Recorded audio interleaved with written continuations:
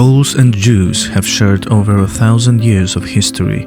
The first description of the Polish state was made by Ibrahim ibn Yakub, a Jewish merchant from Tortosa. The first mentions of Jews living in Poland come from the 11th century. They came to Poland to protect themselves from pogroms, which were organized in Western Europe by participants of the Crusades. In the 12th century, Jews exiled from Kievan Rus began to flow into Poland. The King of Poland, Casimir the Great, is recognized as the protector of the Jews. During his time in the 14th century, the Kingdom of Poland became a safe haven for Jews exiled from all over Europe, namely Germany, England, France, and Hungary. Before the Catholic Reformation in the 17th century, Poland was one of the most tolerant countries on earth. It was home to one of the greatest Jewish communities in the world. That's why people called Poland a paradise for Jews, Latin Paradisus Judeorum. The 16th century Polish rabbi Moses Isserles said, "Had not the Lord left us this land as refuge, the fate of Israel would have been indeed unbearable." In the 16th century, Jews expelled from Spain, Portugal, Germany, Austria and the Czech Republic found refuge here. About 80% of all Jews living in the world lived on Polish soil. It was the main center of their culture and arts. At the end of the 18th century, Russia, Prussia and Austria partitioned Poland, and our country disappeared from the map for 123 years. The three partitioning powers, and especially the Russians, forced Jews to relocate to Poland. We regained our independence in 1918, and by that time, Poland was inhabited by over 3 million Jews. It was one of the largest diasporas in the world. On September 1st, 1939, Poland was attacked by Nazi Germany.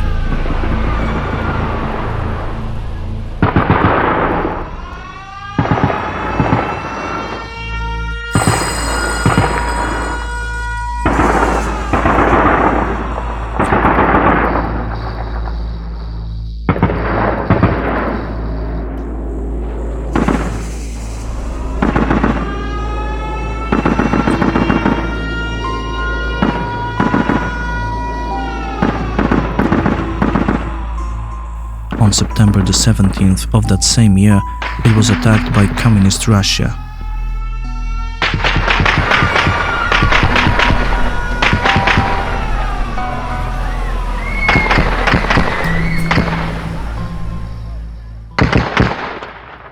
Abandoned by Allied England and France, the Polish army fighting alone was defeated by two invaders working in concert. Just before the attack on Poland, on August the 23rd, 1939, Germany and Russia signed the Molotov-Ribbentrop Pact concerning the partition of Polish lands. After a joint invasion by Germany and Russia, Poland was divided into two parts. On September the 23rd, 1939, a joint German-Russian parade took place in then Polish Brześć, celebrating the victory over Poland.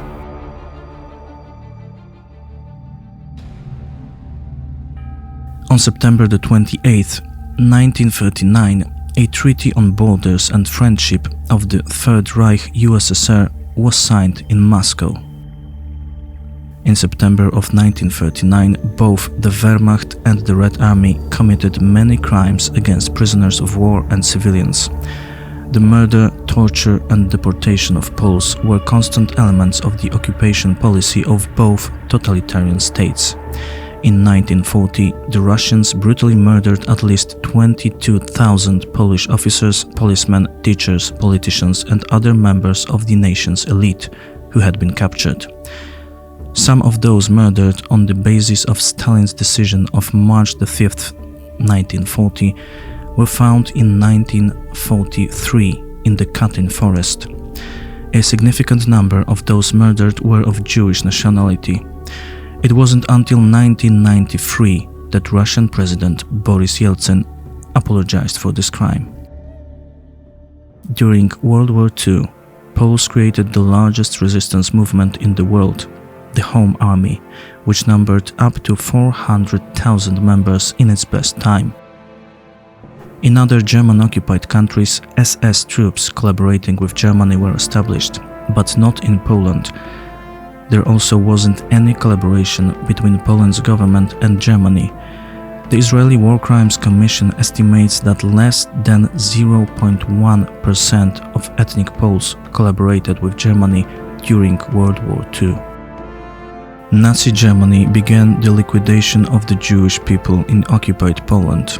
Despite the fact that Poland was the only country in which the death penalty for helping Jews was imposed by the Germans, it was here that Żegota, the only secret organization in the world aiding Jews, was created by the Polish underground state. Poles saved more Jews than any other nation in the world. We saved between 100 and 150,000 Jews. Furthermore, 1 million Poles were involved in helping Jews. Among those who have been awarded the medal Righteous Among the Nations, Poles are the most numerous. During World War II, the Germans killed about 6 million Poles, including 3 million Jews who were Polish citizens. About 20% of the Polish population was killed. Germans killed over 90% of Polish Jews. Overall, Poland suffered the largest human and material losses in World War II.